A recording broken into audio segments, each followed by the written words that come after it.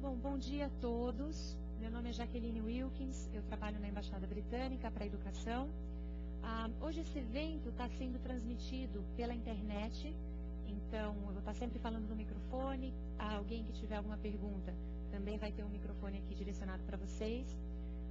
Hoje eu vim falar sobre o programa Ciências Sem Fronteiras para o Reino Unido e queria saber, antes da gente começar, só para conhecer um pouco vocês, de que cursos a maioria vem, e se o interesse maior aqui está na área de graduação ou de doutorado. Vamos primeiro começar pela graduação e doutorado. Quem tem interesse na graduação, por favor, se puder levantar a mão. A grande maioria. No doutorado, acho que quem? Joia. O doutorado tanto sanduíche ou pleno, enfim, depois a gente conversa. Como eu divido por áreas, hein? Da física, quem é da física? Aqui. Matemática. Exatas. Ok. Biológicas. Humanas. Ok. O programa tem mais ênfase realmente em exatas e biológicas e a gente está bem representado aqui. Então vamos lá. Esse é um programa do governo federal brasileiro, é super importante dizer isso, que tem como parceiros diversos países. O Reino Unido é um deles. No Reino Unido, o programa é administrado pelo UUK, que é uma sigla para Universities UK. Eles são uma organização sem fins lucrativos que representa todo o setor de educação superior no Reino Unido. Então, acho que a gente não tem um equivalente brasileiro aqui para eles, mas eles respondem unicamente por todo o setor, respeitando a autonomia de cada universidade no Reino Unido. Diferentemente daqui no Brasil, as universidades britânicas, elas não recebem fundos públicos, então elas sobrevivem justamente da mensalidade paga pelos estudantes, né? Então elas estão no meio do caminho entre instituições públicas e privadas, e públicas no sentido delas passarem por um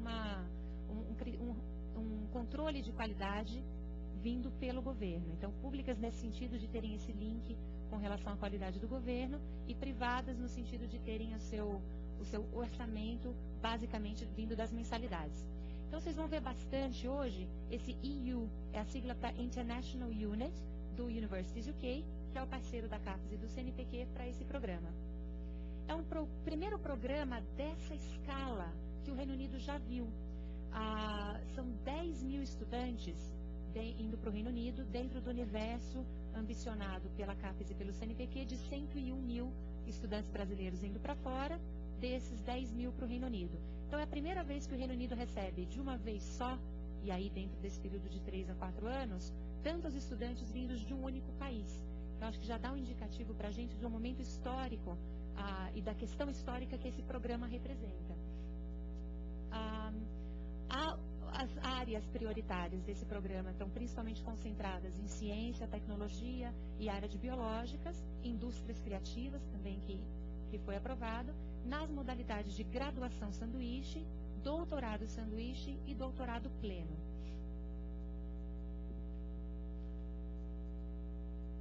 É importante dizer que o apoio do governo britânico para esse programa também é muito grande.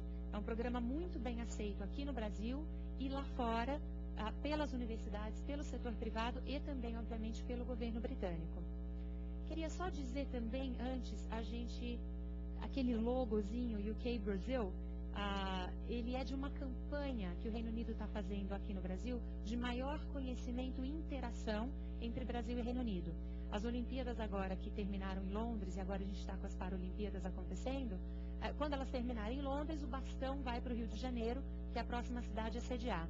Então foi aproveitado esse momento entre uma Olimpíada e outra, e na verdade o maior acesso, a maior aparição do Reino Unido aqui na mídia brasileira, no nosso dia a dia, para lançar essa campanha que começa em setembro desse ano, vai até março de 2013, com várias iniciativas promovendo parcerias em diversos pilares entre Brasil e Reino Unido. No nosso pilar de educação, de conhecimento, o Ciências Sem Fronteiras, vindo do governo federal, ajuda a essa parceria a ser cada vez maior, e o fato da gente estar aqui hoje, e a gente vai estar em diversas universidades brasileiras ao longo do próximo mês, também é uma iniciativa dessa campanha. Então, para a gente só contextualizar um pouquinho. O setor de educação superior no Reino Unido, ele já é bastante conhecido, né? Talvez aqui todo mundo saiba nomear 2 ou 3 universidades britânicas, mas é importante dizer que, como um todo, é um setor com uma tradição secular e ele é muito coeso com relação à oferta de qualidade, de diversidade e de oportunidades. Estava conversando com o Rodrigo aqui, meu colega do Conselho Britânico, que a experiência internacional de estudo no Reino Unido, ela é muito válida em qualquer universidade britânica que o aluno vá. Ela não quer dizer que ela vai ser muito melhor em determinados grandes nomes do que em relação a outros. São universidades de extrema excelência nos cursos que elas oferecem e essa qualidade do programa, ela é garantida para todos esses estudantes que participam. O Reino Unido concentra 4 das 10 melhores universidades do mundo, segundo o QS Ranking de 2010, e é, obviamente, um setor reconhecido por universidades no mundo todo, por governos e por empresas. Um dado interessante aqui, com relação à porcentagem, o Reino Unido tem 1% da população mundial, ao mesmo tempo que tem 5% da pesquisa científica do mundo e 14% dos artigos científicos mais publicados, mais citados no mundo. É o território que produz mais pesquisa, que está em segundo lugar dessa produção de pesquisa no mundo todo. Então, isso não é feito, obviamente, por 4 ou 5 universidades, mas por todo um setor muito coeso. Para o brasileiro, para o estudante brasileiro, ir ao Reino Unido agora nunca foi tão fácil ir para o Reino Unido nesse momento. Um grande obstáculo dessas parcerias sempre foram as FIIs, as mensalidades cobradas. Como eu disse, as universidades sobrevivem justamente dessas mensalidades e a ideia da reciprocidade esperada por uma universidade pública brasileira, ela sempre representou um pouquinho aí um entrave na vinda, nessa mobilidade. Então, por exemplo, um estudante britânico vindo estudar aqui na USP, ele não vai pagar nenhuma mensalidade. Então, naturalmente, é de se esperar que um brasileiro indo estudar em alguma universidade britânica não pagaria a mensalidade. No entanto, isso é muito difícil de acontecer e sempre um terceiro agente, um agente financiador, foi necessário para efetivar essa mobilidade. Da forma como o programa Ciências Sem Fronteiras é desenhado, é delineado hoje, não é de forma nenhuma mais difícil ir ao Reino Unido do que a outros países. Então, a gente pode dizer com toda certeza que nunca foi tão fácil ir ao Reino Unido. As chances hoje são as mesmas com relação a Portugal, Espanha, a Estados Unidos, com relação a número de vagas, a oportunidades disponíveis. Então, para quem sempre quis ir ao Reino Unido, é esse realmente o momento. Eu fico até meio pensando que eu queria voltar um pouco no tempo e estar na graduação hoje para aproveitar um pouco desse programa. Então, o Universities UK, quando foi contratado pela CAPES e o CNPq para administrar esse programa no Reino Unido, entrou em contato com diversas universidades britânicas e 110 foram aprovadas para receberem estudantes brasileiros desse programa.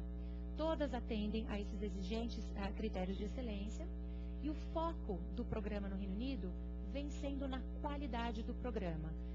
Obviamente, a gente está falando de números muito amplos, de números muito grandes, mas é importante sempre voltar para então, o que cada estudante vai ter enquanto experiência, qual é a qualidade, qual que é o conteúdo dessa experiência. E isso eu posso assegurar para vocês que é um fator que permeia as nossas cabeças, as nossas mentes o tempo inteiro, com relação à qualidade desse programa. Para vocês terem uma ideia da proporção para cada modalidade, 7.000 vagas foram direcionadas para a graduação, 2.400 para o doutorado sanduíche e 600 para o doutorado pleno. São ambições, são vagas, são dados ou números aqui de início. É claro que ao longo dos 3 ou 4 anos, se a demanda para uma modalidade for um pouco maior do que a outra, esses números obviamente se flexibilizam. E hoje, o aluno brasileiro pode escolher entre 2.000 cursos oferecidos nessas áreas prioritárias do Ciências Sem Fronteiras, dentro das 110 universidades britânicas que participam. Esse site aqui, sciencewithoutborders.international.ac.uk, vai aparecer diversas vezes aqui na minha apresentação, Ele é um site criado pelo Universities UK especialmente para o Ciências Sem Fronteiras e tem muito dessas informações que eu estou passando para vocês hoje e um pouco mais. Ele está bem definido aí no panfleto que vocês receberam. Aliás, quem não tem, a gente tem mais aqui, podem sentir à vontade para pegar.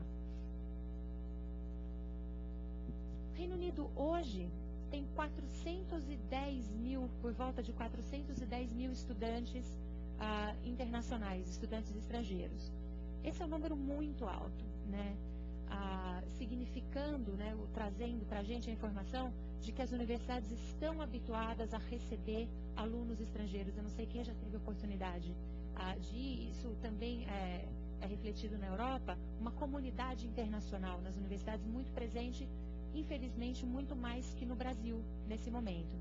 E desses 410 mil, por volta de 1.400, o Rodrigo estava me falando hoje de manhã, 1.600 são brasileiros. Esse é o dado antes do Ciências Sem Fronteiras.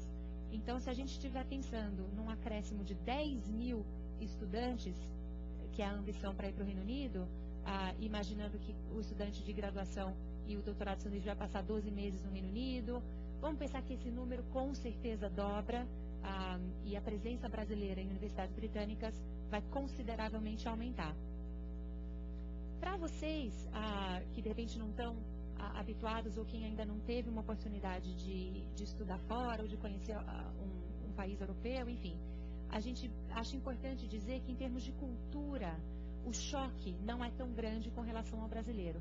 É claro que o clima, eu acho que é o maior choque, é realmente frio, né, para quem está, como eu que sou de Ribeirão Preto, aqui no interior de São Paulo, não estou acostumada com frio, para mim o choque é grande, mas em termos de cultura, alimentação, hábitos, etiqueta, isso tudo é muito parecido do que aqui no Brasil. Então esse choque cultural não é tão grande.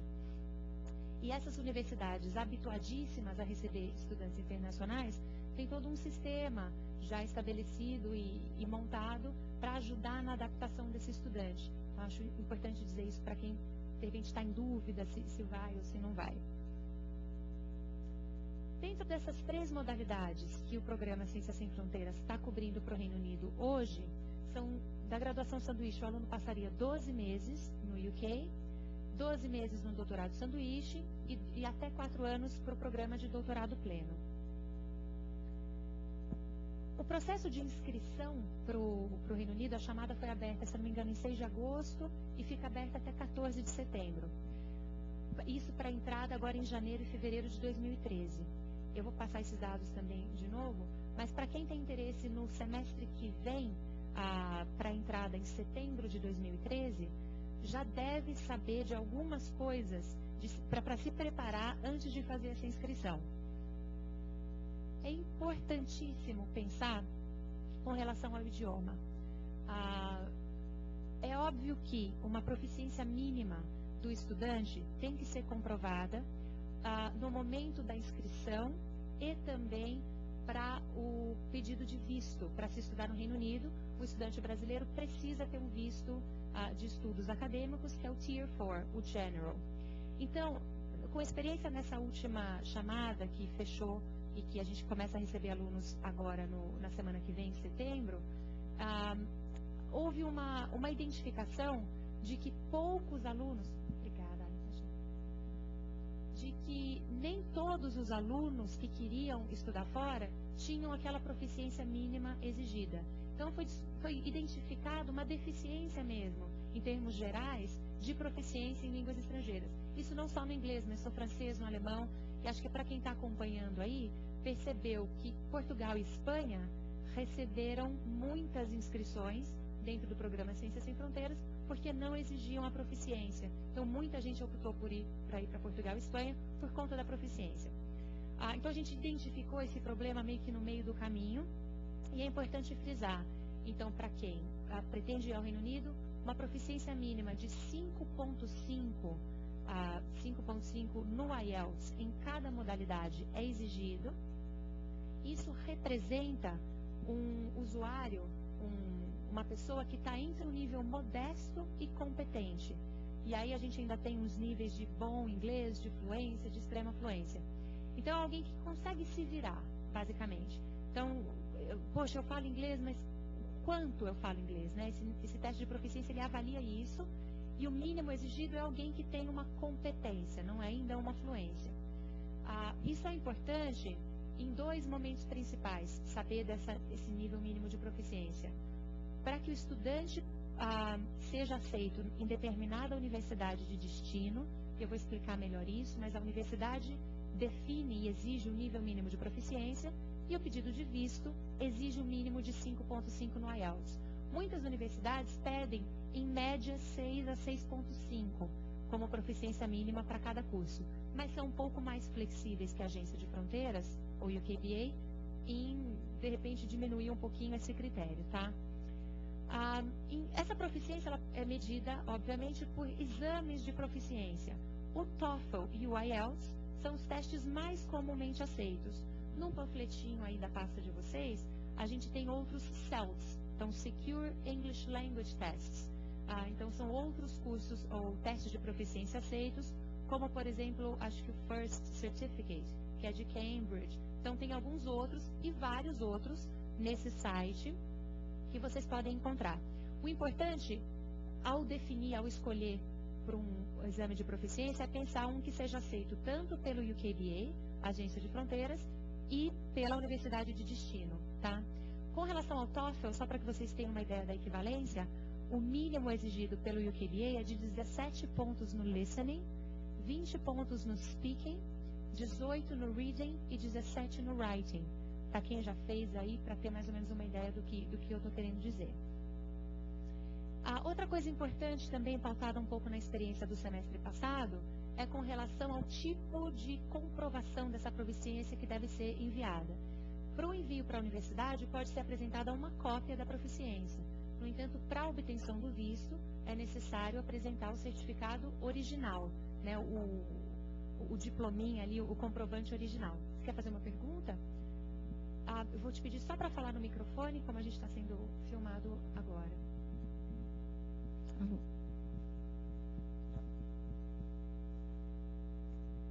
É só uma pergunta em relação ao envio do exame. Eu fiz o TOEFL, a modalidade IBT. Então, eles não enviam para a gente os nossos resultados, eles só mostram na internet.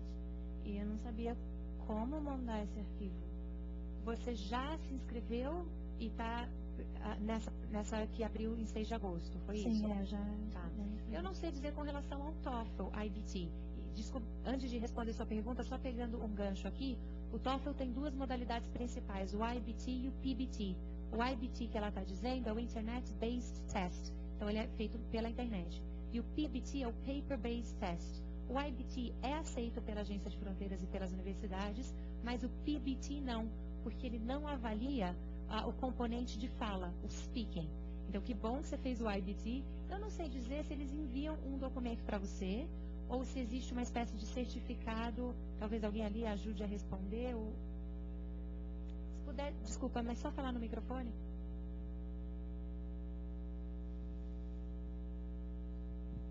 Na verdade, agências como essa, você tem uma chave de 15 números, a universidade que eu estou em contato na Inglaterra já pediu.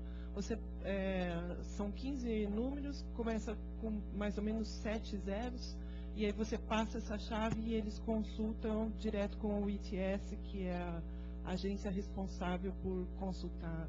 Então não é você que passa, são eles. Você passa esse número, essa chave do seu teste, e eles consultam o ITS. Tá? Eu só pediria um favor para você. Eu tenho uma entrevista na embaixada amanhã e eu gostaria que você repetisse, por favor, os pontos. Eu já tenho meus pontos do TOEFL. Claro, o TOEFL 17 para listening, 20 para o speaking, 18 reading e 17 para o writing. É o equivalente. Obrigada por me ajudar aí na resposta. Obrigada a você também. Tá ok, Tá né? tudo ok, obrigada. Então, continuando, o original para o pedido de visto, e aí a gente pode entender nesse caso do TOEFL IBT, se é enviado diretamente. E como eu já disse, as universidades geralmente pedem um nível de proficiência um pouco maior do que esse mínimo pedido pela Agência de Fronteiras. E os requisitos, obviamente, têm que ser atendidos tanto pelos alunos, os candidatos para a graduação, quanto os candidatos para o doutorado sanduíche. Esse site vai ter informações detalhadas de todas as universidades, os 2.000 cursos oferecidos e o nível de proficiência mínima exigido para cada curso. Então, para quem tem dúvida, aqui essa informação pode ajudar.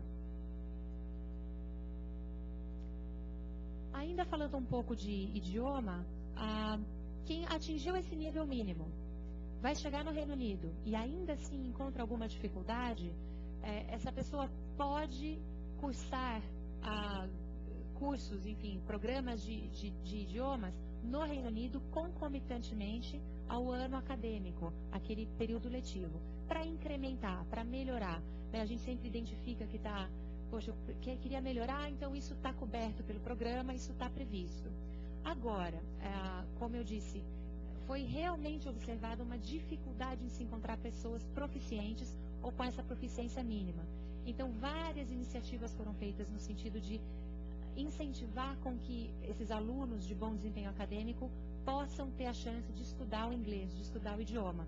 Então, foi apresentada à CAPES e ao CNPq na semana passada uma extensão do acordo que hoje existe para a gente poder oferecer 3 meses ou 6 meses adicionais no Reino Unido para especificamente o ensino e o aprendizado do inglês.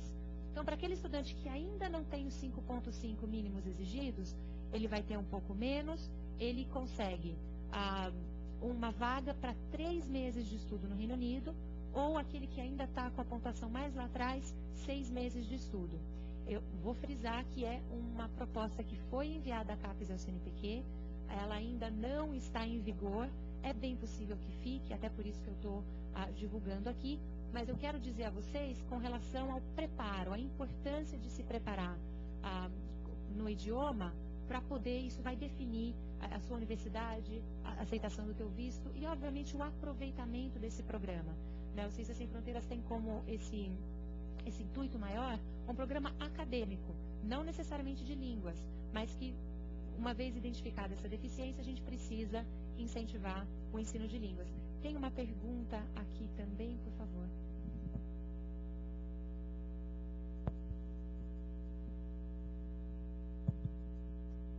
Bom dia, meu nome é Felipe e eu vi que em maio o governo brasileiro ele fechou um acordo, acho que com a University UK, onde o governo nessa parceria oferecia bolsas para fazer o IELTS totalmente gratuito. E eu queria saber se você sabe como requerer essas bolsas e o que precisa comprovar e tudo mais. Joia, ótima pergunta. É Rodrigo, né? Felipe. Felipe, obrigada. Com essa deficiência identificada no primeiro processo de seleção, foi aberto um curso emergencial de preparação para o IELTS de 2 semanas, oferecido pelo Conselho Britânico, para aqueles alunos da chamada anterior. No entanto, o Conselho tem uma iniciativa muito legal de oferecer testes de IELTS para alunos de baixa renda das universidades brasileiras. Rodrigo, você quer falar um pouquinho disso? A Leandra vai falar um pouquinho depois. Pode ser, Felipe? Ela fala um pouquinho mais disso. Mas para esse que você ficou sabendo em maio, já fechou. É um outro tipo de projeto que é oferecido agora, que ela vai explicar melhor. Mas obrigada pela pergunta.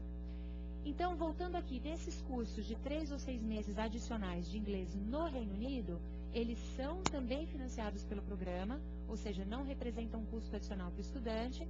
E é importante dizer que ele seria feito na universidade em que o aluno faria o curso acadêmico. Tá? Só para quem já tem mais ou menos isso na cabeça, já começa a planejar. É bem provável que isso possa ser anunciado para início em junho de 2013. Então, para junho, julho e agosto, para quem vai iniciar o ano letivo em setembro de 2013. Só dando para vocês umas datas para o planejamento de vocês. Eu peço aqui para vocês acompanharem o resultado desse acordo no site da Unidade Internacional. Outra questão super importante de ter em mente antes do processo de inscrição é com relação ao visto. O programa, como é hoje, ele cobre todos os custos e gastos que esse aluno vai ter, menos o visto.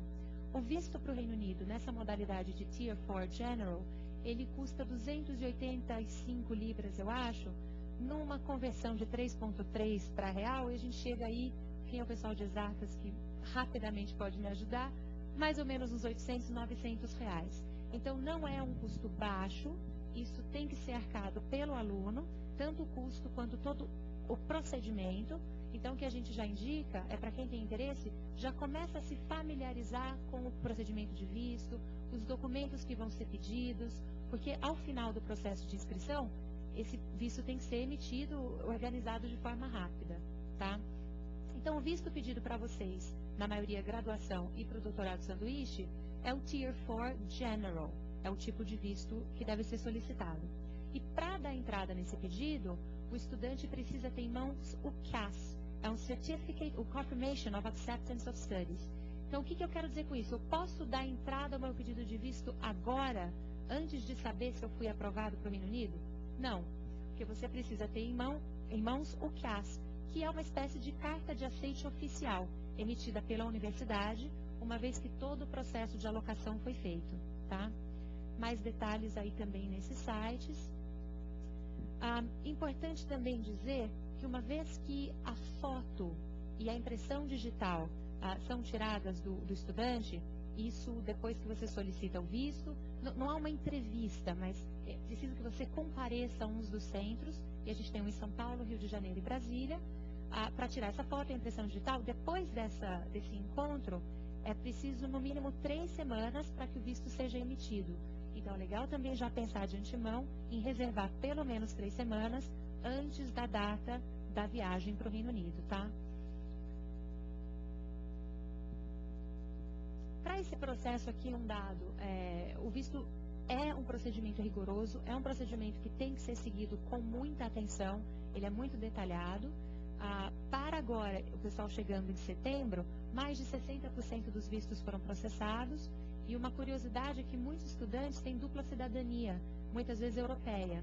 E caso a caso, se esse for o caso de alguns de vocês, cada caso precisa ser identificado ao UKBA, que é a Agência de Fronteiras Britânica, para se avaliar se precisa o visto ou não. Tá? Para alguns casos não é preciso visto, mas se for aí já tentando antecipar uma pergunta, por favor, entre em contato com o UKBA para checar se é o caso de vocês. Então, vamos lá, efetivamente, a inscrição para a graduação sanduíche, um pouco antes disso, o que esse programa de graduação sanduíche inclui? Ele prevê 9 meses em sala de aula no Reino Unido e 3 meses de estágio industrial ou projeto de pesquisa supervisionado. O que é isso? É uma garantia de um componente prático dentro do programa no Reino Unido. Isso a gente tem muito orgulho, fica muito contente em dizer que o setor privado britânico mostrou um interesse enorme em receber os alunos do Ciências Sem Fronteiras para esses 3 meses de estágio. Por exemplo, na área de prospecção de petróleo, nessa área de oil and gas, a BG, a BP, a Shell, são todas já parceiras desse programa, no sentido de receber estudantes para esse período de 3 meses. Isso tem uma vantagem enorme para o estudante, principalmente, mas também para essas empresas. Dá para entender um pouco o interesse delas com relação a preparar esse estudante no Reino Unido, já conhecê-lo no Reino Unido, e uma possível ponte para um trabalho, alguma colocação numa filial aqui no Brasil.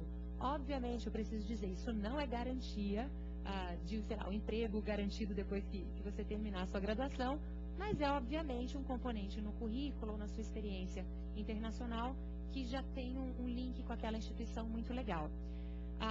Esse estágio não é pago, não é remunerado, no entanto, todo esse período é coberto pelo programa, então a acomodação é garantida, os gastos mensais também são garantidos pela CAPES e pelo CNPq.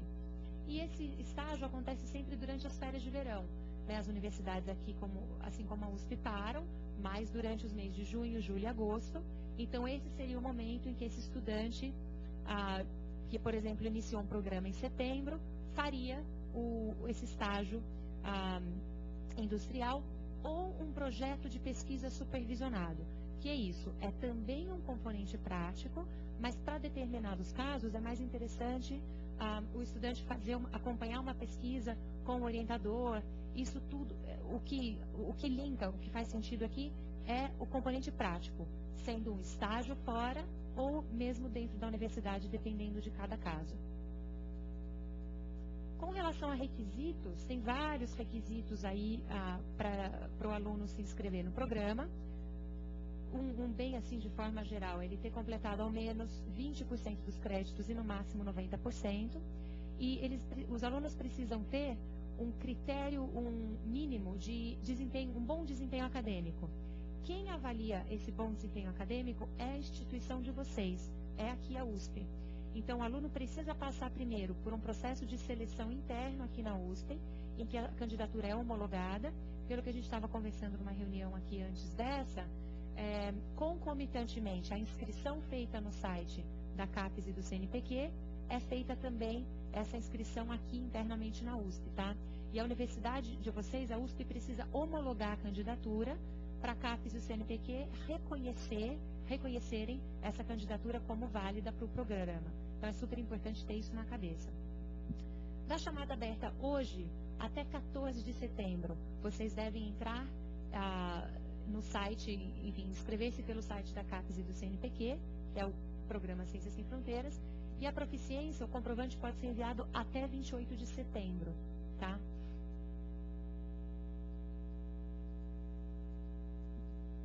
Então, uma vez que a universidade de vocês, aqui na USP, uma vez que a USP homologa a candidatura, eles passam essa informação à CAPES e ao CNPq, que confirmam novamente essa candidatura e enviam ao Universities UK uma lista de todos os candidatos pré-aprovados. Esses candidatos, então, recebem uma comunicação do Universities UK de que eles devem inscrever-se no site britânico, no site do Universities UK. Nesse site, eles vão colocar informações pessoais, mas principalmente completar o UCAS, que é o UK Universities and Colleges Admission System. Obrigada, Rodrigo. É um sistema padrão para todos os estudantes de colleges e universities no Reino Unido. Não é só para estrangeiros, que os estudantes brasileiros precisam se inscrever. Além disso, os estudantes fazem 3 opções de universidades. Isso é diferente em relação a vários outros países. E é um diferencial que também a gente tem muito orgulho em poder oferecer, porque ele permite com que o estudante escolha a universidade de destino tendo em base diferentes critérios. Esses critérios vão ser muito pessoais, mas principalmente permite uma melhor relação entre a universidade de destino e a universidade de origem. Por exemplo, se já existe um acordo da USP com a Universidade de Bath, por exemplo, o aluno se inscrevendo para o Reino Unido pode priorizar a Universidade de Bath como a primeira escolha. Se o aluno tiver o nível de proficiência e acadêmicos exigidos por essa universidade, essa primeira opção do aluno vai ser respeitada, vai ser levada em conta para a alocação. Caso o aluno prefira ir, sei lá, para o país de Gales, porque é mais calmo, ou porque tem uma curiosidade cultural com relação ao país de Gales, ele também pode escolher uma universidade localizada no país de Gales. Então, isso permite com que vários critérios de escolha sejam atendidos nessas 3 opções. Caso nenhuma das 3 opções possa ser atendida, o aluno é alocado de qualquer maneira. Aí sim, de forma direta ou uma forma feita pelo Universities UK. Mas isso só depois de se esgotarem as 3 opções, tá? É muito importante conversar com os coordenadores, os professores aqui no Brasil, com relação à escolha da universidade lá fora. Isso pode ser estratégico para a equivalência de créditos quando vocês voltarem.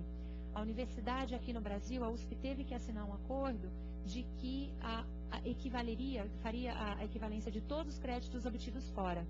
Mas para que o programa seja realmente qualitativo, e aí voltando naquele ponto da qualidade, para que tenha realmente o componente da qualidade, para o aluno sentir que ele tem uma continuidade de estudos, um incremento daquelas disciplinas que foram já obtidas aqui na USP, é super importante consultar o professor e buscar a assessoria, a orientação dele com relação a que universidade escolher.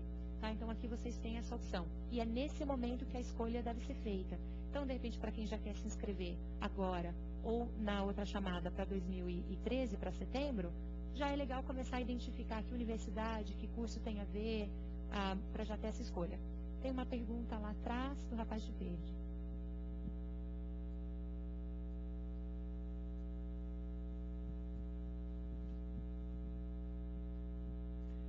Só uma dúvida. Você comentou que a gente pode priorizar a universidade como primeira opção, caso ela já tenha um convênio com a USP.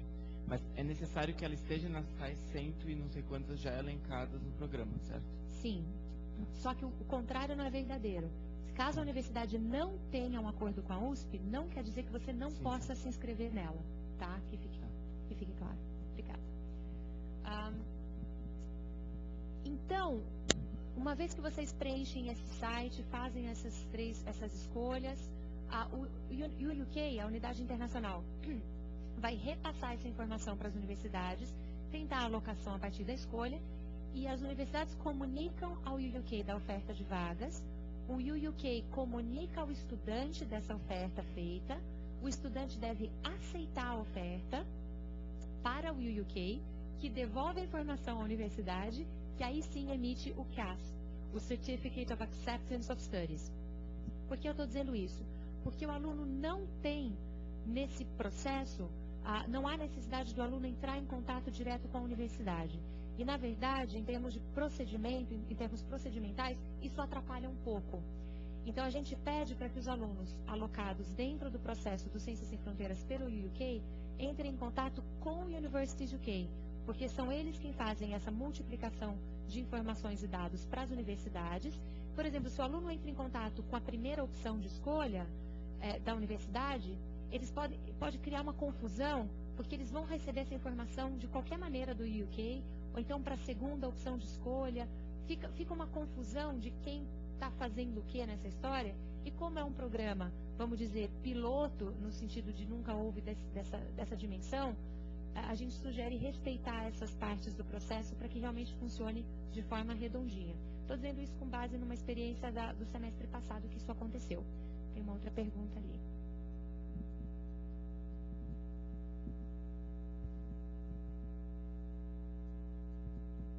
A minha pergunta é um pouquinho sobre o desempenho acadêmico. E a gente das exatas da USP, a gente está com uma dificuldade, porque geralmente as nossas notas elas são mais baixas do que o de outras universidades. Então, como é que a universidade de destino leva isso em consideração ou não na hora de olhar essas... Qual que é seu nome? É Fernanda. Fernanda, obrigada pela pergunta. A gente está olhando para a professora aqui, porque a gente realmente discutiu essa questão mais cedo, e o critério de bom desempenho acadêmico, ele é uma decisão exclusiva da sua universidade de origem com relação à sua elegibilidade para participar do programa. Uma vez que a sua universidade de origem definiu que o seu critério, o seu desempenho acadêmico é suficiente para entrar no programa, a universidade de destino avalia dentro daquele seu universo do histórico escolar qual o critério mínimo para eles te aceitarem. Eles conhecem essa questão das exatas, mas eu acho importante também, por exemplo, na USP, a gente estava até conversando que é um pouco mais exigente com relação ao que passa, o que não passa, que nota que dá, TPs e tudo mais. Mas é importante, eles entendem essa questão, uma vez nas universidades britânicas, mas é importante, eu acho que você discutir isso com a sua universidade aqui, e uma vez a opção feita, o professor entra em contato com a universidade britânica lá, que com certeza reconhece o nome USP. Então, se a USP homologou, certificou que esse estudante tem um bom desempenho acadêmico, a universidade lá, com muitas chances, vai entender isso, vai aceitar isso. O Rodrigo quer falar uma coisinha. O Conselho Britânico recebe muitos pedidos de universidades britânicas, obviamente só, né? Mas de várias delas, sobre o que cada nota representa dentro do universo Brasil. O que um 6,5 dentro de, sei lá, da ECA USP significa em relação a, sei lá, um 9 na universidade XPTO e assim por diante. E a gente, como tem conhecimento local do mercado, as médias que variam entre cada, a gente auxilia nesse processo de abrasileiração do processo de avaliação. Então isso geralmente é levado em conta com a ajuda do conhecimento local aqui, o que em princípio deve tranquilizar vocês. Respondeu a sua pergunta? Acho que a professora quer complementar aqui. Para efeito de Comissão de Internacionalização, CCINT, 5 é considerado uma nota boa, suficiente, tá? Agora, tem o problema da reprovação e da ADP, que existe uma tendência, uma conversa interna da própria CCINT de remover esse critério. Então, não tem DP, você é elegível. Se você tiver alguma DP, você não é elegível. A gente já está conversando, tentando remover isso, justamente por causa das exatas, tá? Porque está faltando aluno se candidatando. Obrigada, professora. A sua pergunta foi super pertinente, eu acho que abre essa discussão, então fique tranquila. Por exemplo, um dado, de 2.000 vagas disponíveis no Reino Unido, somente 600 foram ocupadas. Então, não é um problema de que há poucas vagas, então os melhores dos melhores que vão. Não, esse é um programa um pouco mais democrático, no sentido de que não é tão exigente com relação ao que a professora disse, de critérios aqui da universidade. Então, voltando aqui nesse processo, uma vez que essas vagas são ofertadas ao estudante, o estudante deve aceitar essa oferta, e aí a universidade emite ao estudante o CAS, que é esse Certificate of Acceptance of Studies. E é somente com esse CAS em mãos que o estudante dá entrada no pedido de visto. Tá? Então, para a gente não atropelar processos aí, é bom entender o que vem antes do que. Para o visto... Não, desculpa. Importante, os cursos escolhidos no Reino Unido devem ter relação, obviamente, com o curso aqui no Brasil. Acho que para vocês talvez eu não precise muito dizer, mas houve muitos pedidos de cursos que não tinham nada a ver com o curso aqui no Brasil. Então, uma vez que vocês forem escolher, tentem entender essa complementaridade, pelo menos, dos cursos.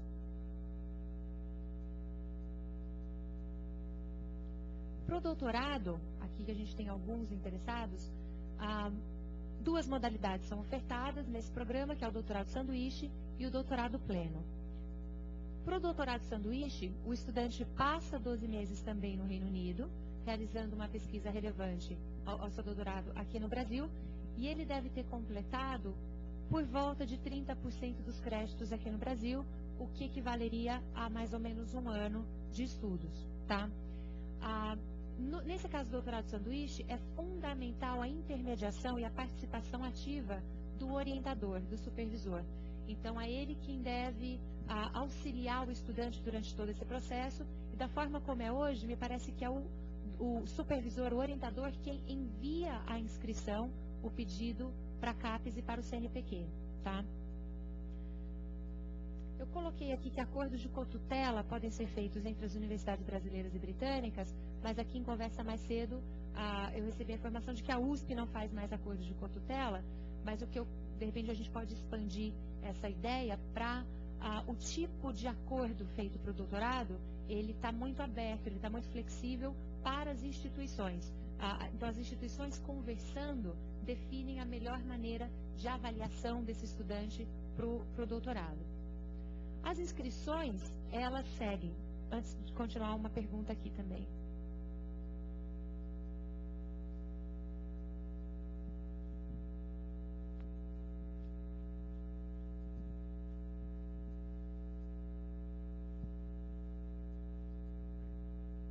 Bom dia. Eu queria saber sobre esses 30%, 30% do tempo do doutorado ou em créditos. Por exemplo, o meu instituto, o doutorado, você tem 9 créditos que é cumprido com uma disciplina só em 6 meses. Então, como é considerado esses 30%? É por tempo. Desculpa se eu falei créditos, eu acho que eu devo ter falado créditos, mas pelo tempo. Que aí a equivalência foi mais ou menos um ano. Tá? Qual que é a ideia? É que o doutorado tenha sido iniciado no Brasil, que haja um componente internacional e que ele seja finalizado no Brasil. Daí, literalmente, a ideia do sanduíche. Então, esse mais ou menos 30% é só para ter essa garantia de que ele começou aqui. Tá? Perfeito. Sendo a inscrição, o início do semestre letivo lá em setembro, por exemplo, eu defendo meu mestrado agora e no começo do ano eu entro em um fluxo contínuo para o doutorado. Em setembro eu já poderia ou tenho que aguardar 2014 para me inscrever? Olha, são 3 chamadas ao longo do ano, abertas pela CAPES e pelo CNPq para doutorado, e o início do programa de doutorado sanduíche no Reino Unido não precisa necessariamente obedecer ao ano acadêmico. Então, eu acho que vai ser cada caso um individual com relação a uma combinação de fatores. Se você já completou mais ou menos esses 30% aqui, combinando com uma chamada aberta do CNPq e o início de aulas lá. Respondido? Obrigado. Então, essas chamadas, essas inscrições para o doutorado são diferentes da graduação, porque elas obedecem a um calendário que o CNPq já está acostumado a trabalhar, que são 3 chamadas ao longo do ano. Isso é muito tranquilo com relação a tempo. E, caramba, perdi uma chamada, não tem problema, daqui a pouco abre outra. Né? Então, isso é mais flexível nesse sentido. Nesse processo do UUK, dessa relação, o candidato a doutorando e juntamente com seu supervisor, eles entram no site do UUK, preenchem uma ficha de interesse, uma ficha de inscrição, um formulário para esse doutorando, e toda essa informação ela é avaliada por um gerente de doutorado no Reino Unido, que pode sugerir a esse candidato instituições de destino. A gente estava conversando mais cedo com relação ao fato de que muitos alunos de doutorado já têm em mente uma instituição de destino. Isso é muito mais comum do que na graduação. Então, esse aluno coloca essa informação nesse formulário para doutorado, e o papel do Universities UK é intermediar essa alocação numa universidade de preferência, ou no caso de não haver preferência, indicar possíveis destinos. Então, o papel aqui dessa agência é a intermediação administrativa para esse doutorado, e aí a gente vai falar um pouco mais na frente, mas principalmente com relação à acomodação, a custos, a repasse de verbas, isso tudo é feito por essa agência e muito facilitado com relação a outros tipos de programa. E aí, uma vez que esses contatos são disponibilizados pelo UK ao estudante, e o contato é o nome do orientador daquela pesquisa, o telefone de contato, o e-mail, esse contato é feito diretamente entre os maiores interessados, que é o supervisor aqui e o doutorando, e o supervisor na universidade de destino. Uma vez que esse programa é acordado, em que são acordadas a maneira como ele vai funcionar, é emitida uma carta de aceite dessa universidade, é emitida uma oferta por parte da universidade, que aí também parecida com uma graduação deve ser aceita pelo estudante, e aí com essa carta de aceite, o estudante entra naquelas chamadas abertas pelo CNPq de inscrição. Então o CNPq vai somente disponibilizar essas bolsas para quem já tem a carta de aceite em mãos. No entanto, uma vez que ele já preencheu esse formulário pelo Universities UK, ele já seguiu critérios que já estão mais ou menos no radar, na cabeça do CNPq.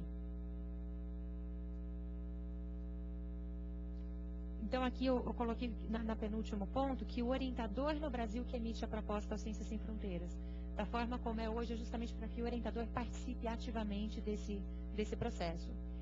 E aí o Ciências Sem Fronteiras aqui no Brasil notifica a unidade internacional ao UUK que essa bolsa foi aceita e a administração passa a acontecer por lá, e aí o estudante, com essa carta de aceite em mãos, dá início ao processo de visto. O doutorado pleno, talvez não tão incentivado aqui na USP, porque ele realmente significa um título 100% britânico. Ele pode ter uma duração de até 4 anos. Professor, eu vou falar bem rapidinho também, para não colocar a USP numa situação. É um procedimento muito parecido com o doutorado sanduíche, com relação às 3 inscrições durante o ano, e a diferença básica é que, obviamente, não há um supervisor envolvido que precisa enviar essa documentação, e sim o próprio interessado. Mas o UK funciona da mesma forma como uma espécie de intermediador administrativo e também de sugestão de universidades e pesquisas para esse candidato.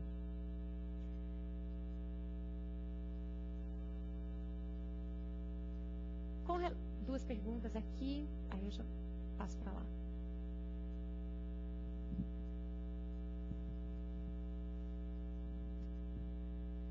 Ali estava escrito que, no slide anterior, do doutorado pleno, que precisava de um gerente de doutorado pleno. O que seria isso?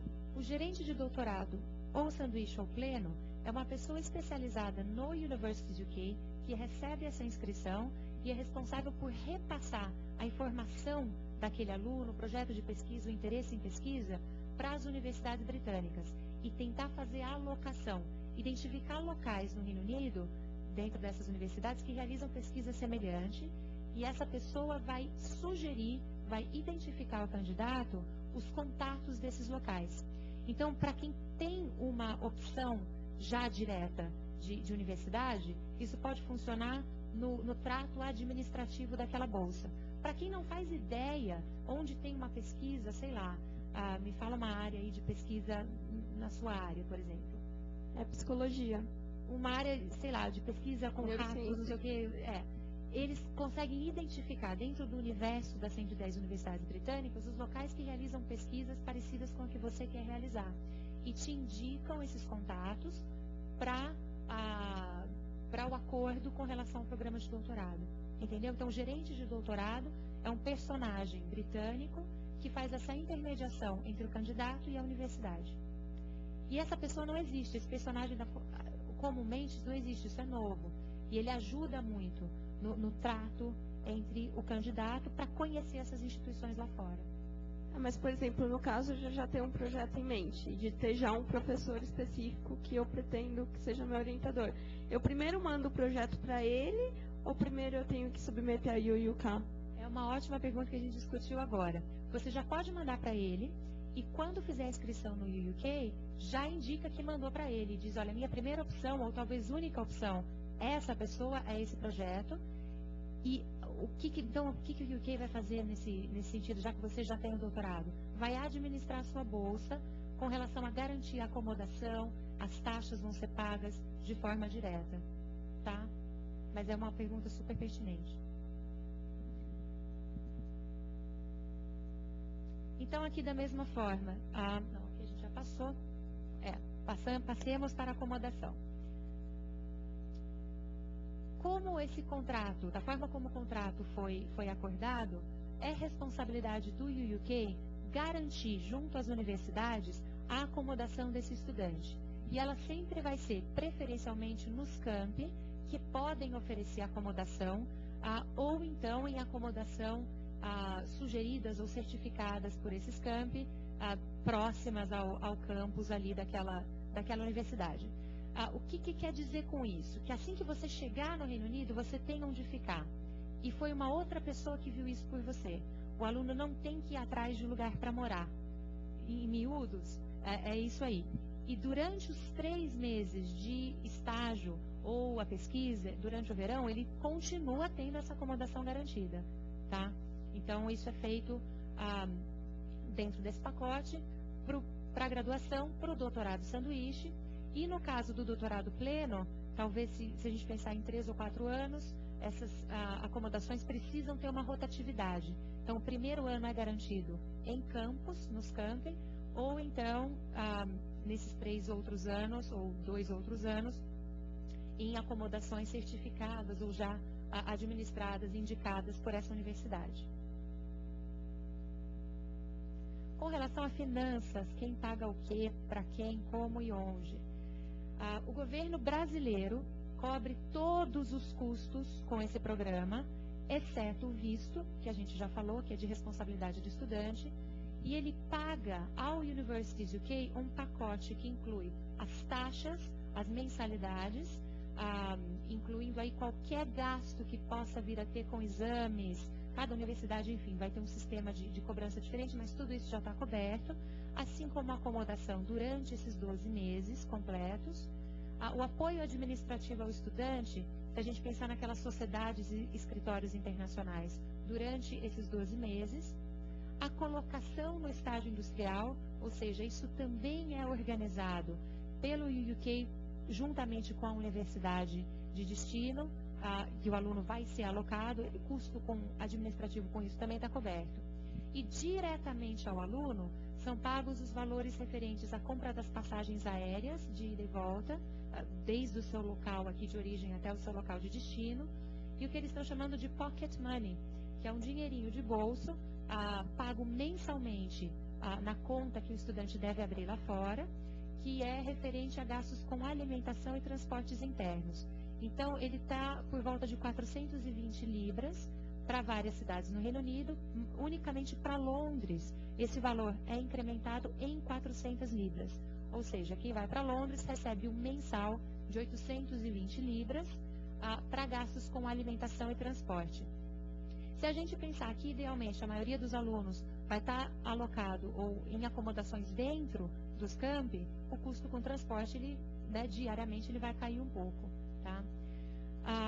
Eles pagam também o que eles chamam de auxílio instalação, que é uma única parcela de 1.300 libras pagas na primeira parcela paga ao estudante, que é para cobrir gastos com, a gente estava falando mais cedo, com toalha, com roupa de cama. Assim que você chega, esses gastos, até você encontrar um lugar que te vende comida de um preço mais barato, né, uns custos adicionais assim quando a gente chega. Isso está no valor de 1.300 libras.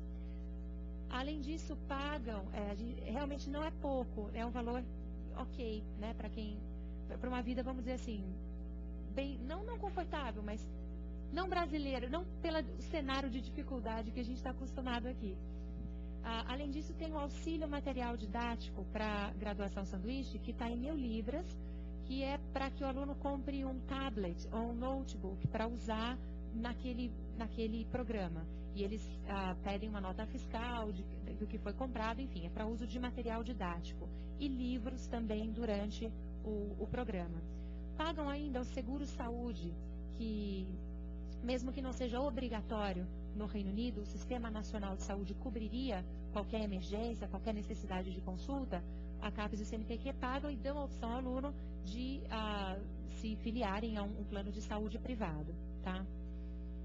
Isso é pago, como eu disse, diretamente ao estudante por eles. O CNPq, só para deixar claro, a última chamada, quem administrou a agência brasileira foi a CAPES. Essa agora, que fecha em 14 de setembro, e a que vai receber estudantes para entrada em setembro de 2013, vão ser administradas pelo CNPq. Tá? E a gente pensa muito com relação a ir para fora de um país, né? Vocês têm milhares de, não milhares, mas algumas opções de destinos. Estados Unidos tem chamada aberta, Canadá tem chamada aberta, Reino Unido tem chamada aberta, Austrália. Eu acho que nunca a possibilidade foi tão grande, né? E é super legal levar em conta a experiência além da vida acadêmica. Aqui a gente falou muito da experiência acadêmica, o que vocês podem esperar, mas além disso, no Reino Unido, o que vocês vão fazer nas horas vagas, né? A gente passa essa mensagem de que o Reino Unido, ao mesmo tempo que tem uma forte tradição, uma cultura. Desculpa, eu estou olhando para você. Não passou o microfone para você, né? Daquela vez. Você quer? Tá joia. Desculpa, a gente... enfim, o Reino Unido, que tem uma tradição, uma história riquíssimas, tem também muita inovação, muito dinamismo. Né? Quem conhece música e gosta de rock ou de outros gêneros, o Reino Unido sempre aponta aí muitos talentos, enfim. É muito dinâmico com relação à experiência jovem e também com relação à experiência cultural. A Leandra vai falar um pouquinho mais sobre isso para vocês conhecerem, e também é uma ótima base para se visitar o restante da Europa, né? Um aeroporto de Heathrow, principalmente, que tem conexões para todos os lugares do mundo. Esse é o site que eu já falei, repito, para quaisquer informações, dúvidas de universidades, cursos, requisitos de inglês podem ser encontrados aqui.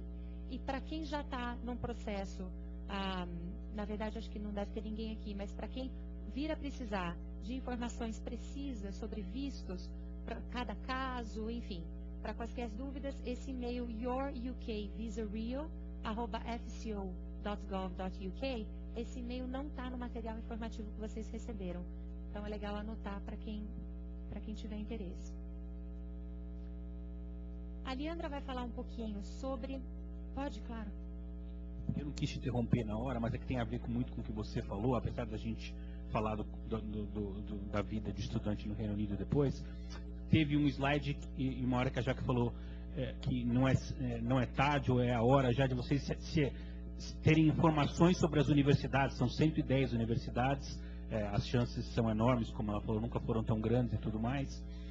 Vocês têm que consultar muito os consultores, os professores, os coordenadores aqui para escolher o curso, escolher a universidade onde você escolher, mas vocês também têm que analisar essa oferta de 110 universidades que estão do lado de lá, porque vocês não conhecem a maioria, podem conhecer uma ou outra por nome ou coisa assim, mas não conhecem a fundo. E no material de vocês a gente tem o convite para um evento que a gente vai organizar em outubro para estudantes, com 42 dessas 110 universidades.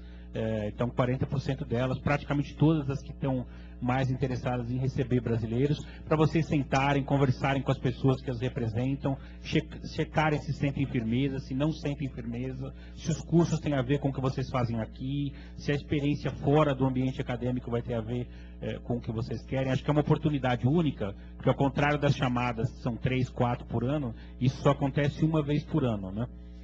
Então essa acho que é a melhor oportunidade para vocês mapearem aí o que vai além de Oxford e Cambridge, que é o que está na cabeça de todo mundo no primeiro momento.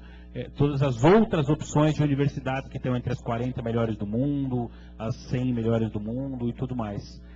Então acho que é só para complementar nesse aspecto de conhecer o que está do outro lado, junto com o que vocês já sabem que está aqui.